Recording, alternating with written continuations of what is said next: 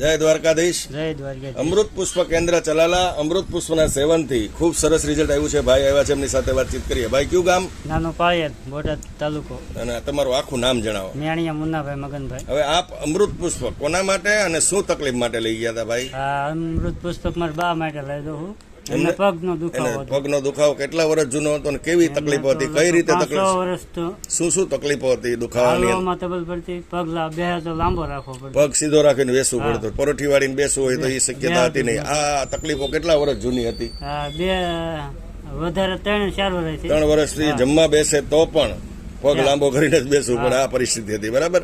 આવી પીડા આપણે અંદાજિત 3 વર્ષથી. ત્યાર પછી આપણે અમૃત પુષ્પની કેટલી બોટલનું સેવન કર્યું પહેલા? અત્યારે તો અડધી ખૂટી. અડધી એટલે 15-20 દિવસ જેવો સમય થયો છે.